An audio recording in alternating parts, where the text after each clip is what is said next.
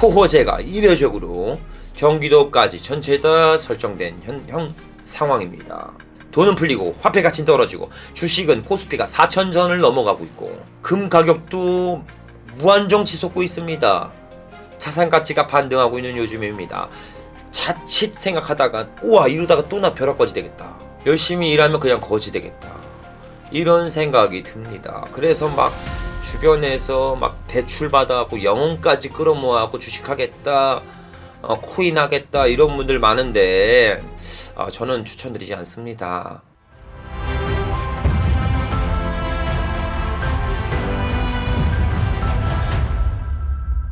자, 규제가 나오면요 모든 사람들이 이렇게 생각해요. 규제 때문에 이제 부동산 못한다. 응? 레버리지 활용이 어렵다. 이렇게 생각합니다. 한 번만 더 생각해 주시면 안 돼요? 한 번만. 어떤 생각이냐면 이 규제가 나한테만 적용되는 게 아니다. 모두에게 적용될 것이다. 그럼 뭡니까? 모든 분들이 경매를 하지 않을 거예요. 일반 분들, 지식이 조금 낮으신 분들, 이런 분들은 괜히 겁먹고 하지 않을 겁니다. 그럼 반대로 뭐예요? 우리의 궁극적인 목표가 뭐였습니까? 싸게 사는 거죠. 더 싸게 살 수 있는 기회가 열린 겁니다. 이럴 때 하는 거예요. 돈을 번다는 건 소수가 되겠다는 겁니다. 남들과 다른 길을 가시면 돼요. 그냥 공부 잘하려면 똑같습니다. 그죠? 남들 잘 때 공부하면 되는 거고요. 남들 쉴 때 공부하면 되는 겁니다. 대신 남들 공부할 때 쉬어. 그냥 반대로 하시면 돼. 부동산 사지 말라고 정책 내면 사시면 됩니다. 부양정책 펼치고 LTV 90% 80% 대출 레버리지 막 활용하라고 하고 막 토목경기 뭐 4대강 사업 다 부양한다? 그때는 사면 안 되죠. 사지 마세요. 돈을 번다는 건 소수가 되겠다는 겁니다. 반대로만 하시면 돼요. 남들이 가는 길과 반대로만 가시면 됩니다. 그러면 돈을 버는 거예요. 한마디로 규제가 나오고 이렇게 남들이 관망세로 접어들 때 지금이 가장 큰 기회입니다. 진흙 속에 숨겨진 옥석들을 발굴해서 투자해서 수익을 크게 만들 수도 있어요. 충분히 가능합니다. 서울에 살 수 있는 거 너무 많죠. 다주택자분들도 할 수 있는 게 너무 많아요. 수익형 부동산 상가, 구분상가, 뭐 도생, 오피스텔, 뭐 작은 상가 건물, 썩은 건물, 토지만 나온 거, 지분 물건, 지상권 물건, 기지권 물건 너무 많이 할 게 너무 많습니다. 할 게 너무 많아요.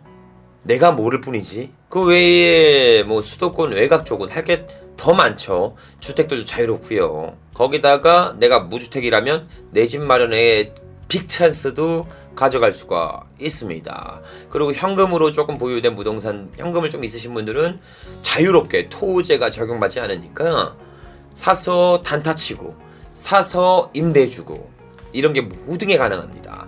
그러니까 내가 보는 세상이 전부라고 제발 믿지 않으셨으면 좋겠어요. 내가 보는 세상이 여기라고 믿어버리는 순간 이 세상 안에 갇혀지는 겁니다. 이 세상에서 나오세요. 그게 가능합니다. 그래서 조금 생각의 발산이 필요하고 항상 소수가 되겠다. 다수가 아닌 소수가 되겠다.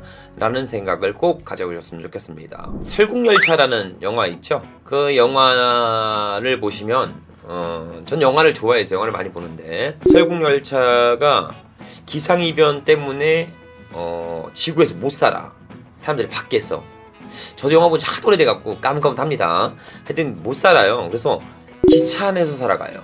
사람들이. 근데 이 기차 안에서는요 정확한 규칙과 규율이 정해져 있습니다. 뭐냐면 맨 앞쪽 칸 열은요 제철별 과일, 뭐 음식, 회, 뭐 안에서 막 클래식 음악을 들으면서 막 뜨개질도 하고 영어 유치원이 막 운영되고 있고 막 엄청납니다. 엄청난 부를 가지신 분들이 앞쪽 칸에서 모여 삽니다. 그리고 꼬리 칸이라고 불리는데 이 밑에 칸들은 따닥따닥 모여있는 닭장 같은 곳에서 한 평도 채 안 되는 곳에서 사람들이 살아갑니다. 거기서 의식주를 해결해요. 식사로 나오는 게 있는데 뭐 이렇게 단백질 바 같은 게 나와요. 나오는데 이 단백질 바를 하나를 더 먹으려고 엄청 싸웁니다. 영화에서 보면. 근데 이게 영화 막바지에 나옵니다. 이게 뭐로 만들었는지 이 단백질 바가. 죄송합니다. 이게 뭐 또 식사 중이시거나 뭐 이러면은 조금 제가 얘기하기 좀 그런데 이 바가 그 해충 바퀴벌레를 갈아서 만들었어요. 그걸 알고 사람들이 다 꼬리칸에 있던 분들이 막 토하죠. 막 토하고 내가 그 바를 왜 먹으려고 했을까 막 이러면서. 그러니까 압축하는 제철별 회, 과일, 희귀진미를 다 먹으면서 즐기면서 살아가요. 막 클럽도 있어요. 근데 꼬리칸들은 따닥따닥 붙여져 있는 곳에서 사람들이 밀집된 공간에서 해충을 갈아 만든 단백질 바를 먹으면서 살아갑니다. 그래서 꼬리칸에 있는 사람들이 반란을 일으켜요. 안 되겠다. 우리도 이제 앞쪽칸으로 가서 잘 살아보자. 근데 앞쪽칸에 있는 사람들은 그 꼬리칸에 있는 사람들이 넘어오게 합니까? 절대 넘어오게 못하죠. 왜? 넘어오는 순간 내가 가지고 있는 걸 나눠 먹어야 돼요. 그러면 규칙이 깨지는 겁니다. 규율이 깨지는 거고 기차는 멈출 수가 있습니다. 멈추면 다 죽는 거예요. 그래서 앞쪽 칸에 있는 분들이 이제 꼬리 칸에 오는 분들을 모두 못 넘어오게 하려고 막습니다. 영화가 조금은 잔인합니다.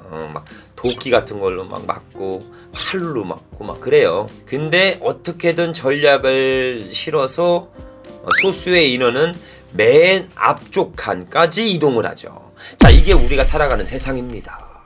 아무런 준비 없이 앞쪽 칸으로 이동하려고 무작정 나가면 오히려 빚만 짊어지고 살게 됩니다.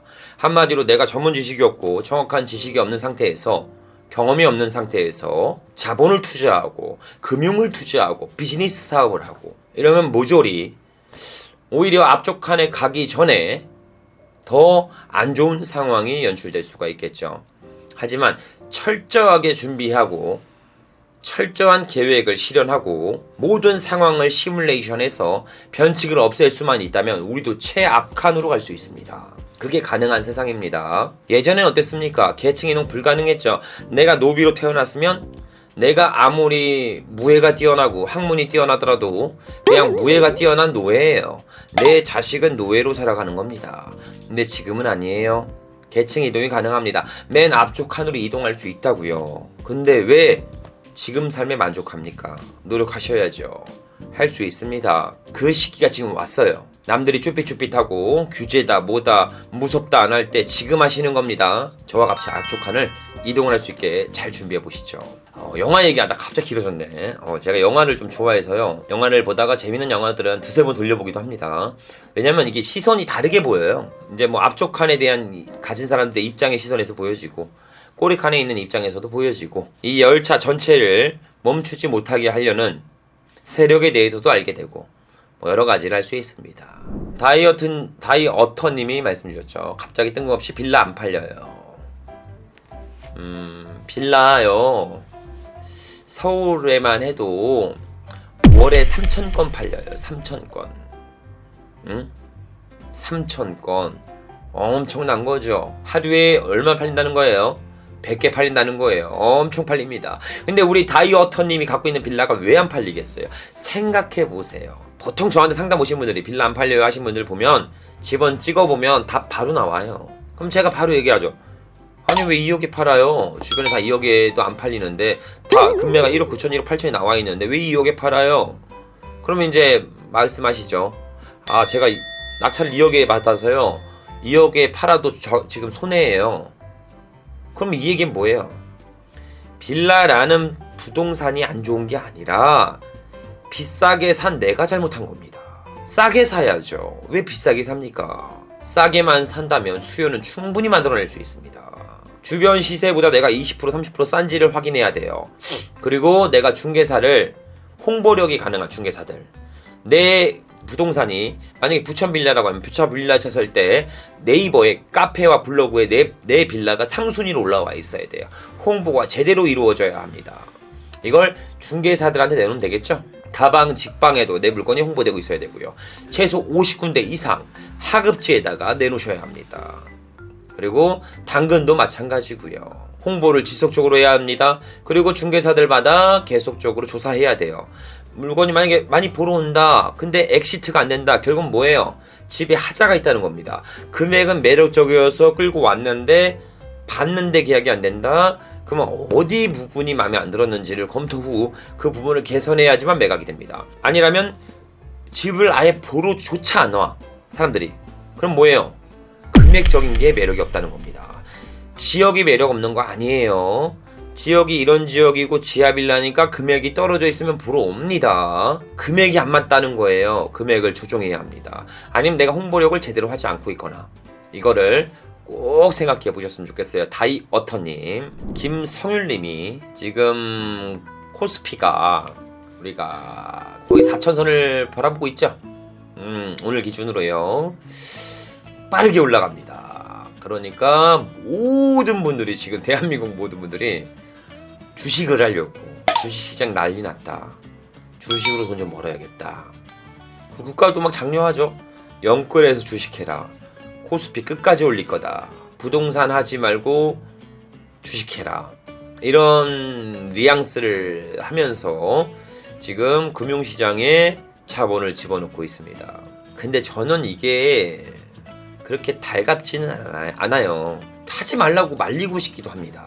주식을 그렇게 무리하게, 아니 내가 가지고 있는 금융 자본 혹은 내 개인 월급에서 한 부담되지 않는 한도 내에서 10에서 20% 장투라고 하는데 혁신을 일으킬 수 있고 미래가치가 뛰어난 기업에게 장기적인 적금식으로 투자하는 건 바람직하다고 생각해요. 저도 하고 있으니까요. 근데 코스피가 미쳐 날뛰고 막 5천선 가겠다, 이제 막 돌파하겠다, 이제 우리 인생은 한방이다 라고 하면서 영끌까지 모아갖고 주식에 올인하는 투자 바람직하지 않습니다.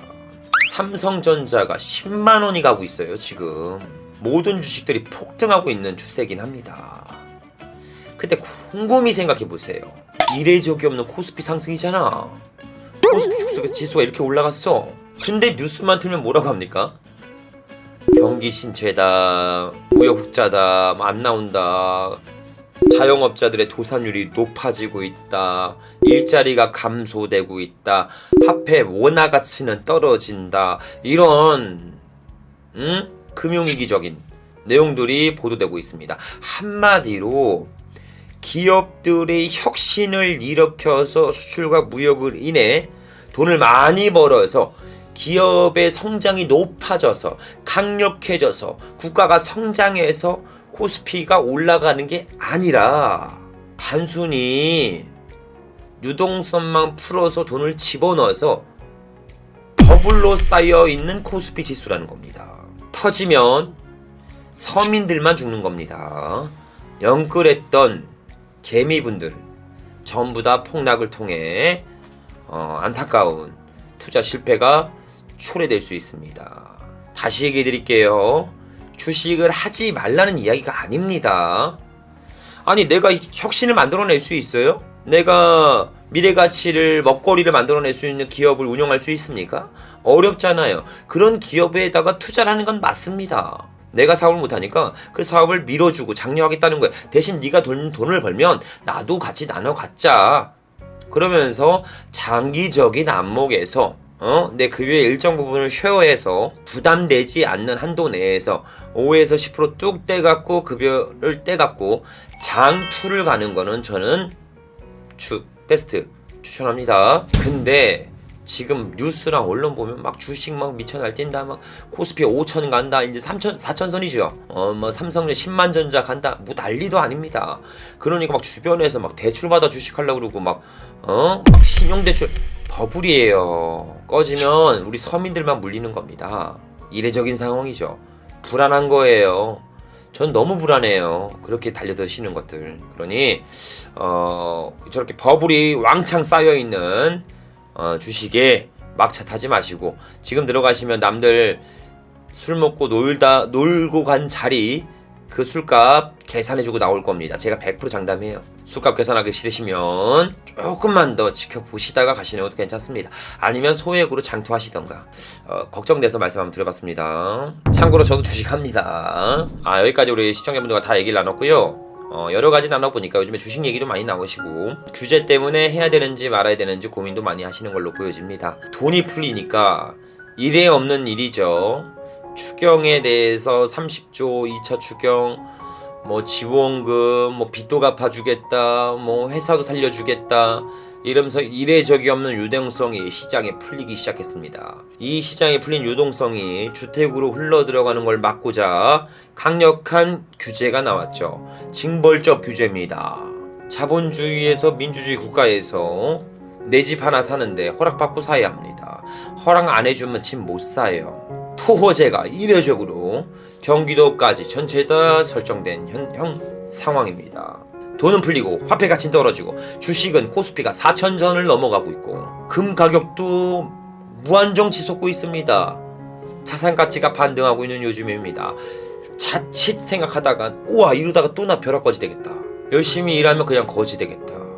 이런 생각이 듭니다. 그래서 막 주변에서 막 대출 받아갖고 영혼까지 끌어모아갖고 주식하겠다, 코인 하겠다 이런 분들 많은데 저는 추천드리지 않습니다. 우리 서민은요 현재 가격에서 사시면 안 돼요. 현재 금액에서 살 수 없습니다.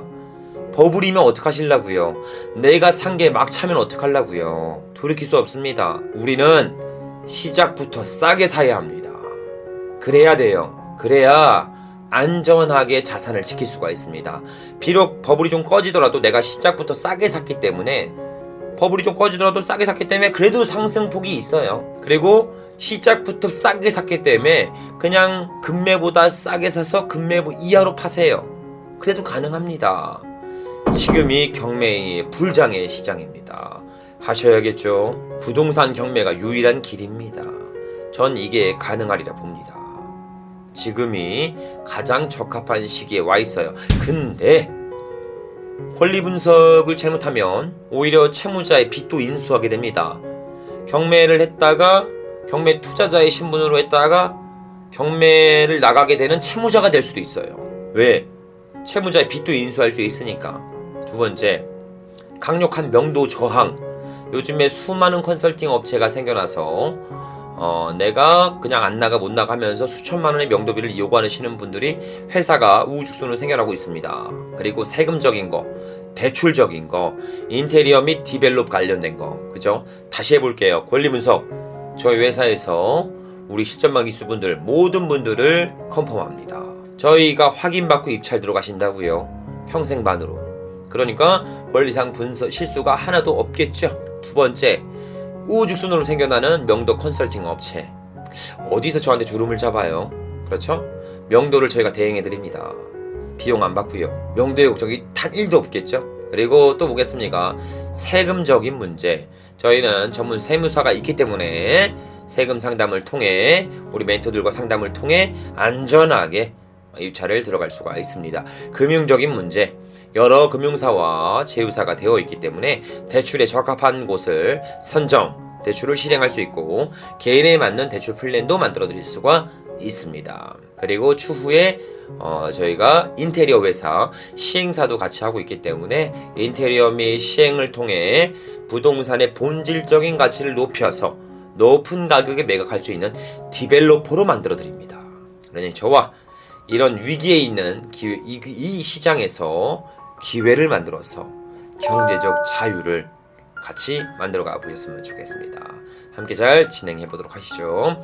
자, 오늘도 라이브 방송 많이 시청해 주셔서 감사드리고요. 앞으로 더욱 양질의 방송, 가치가 뛰어난 방송, 인사이트를 넓힐 수 있는 방송으로 보답드리도록 하겠습니다. 다음 주 라이브 방송에 뵙도록 하겠습니다. 감사합니다.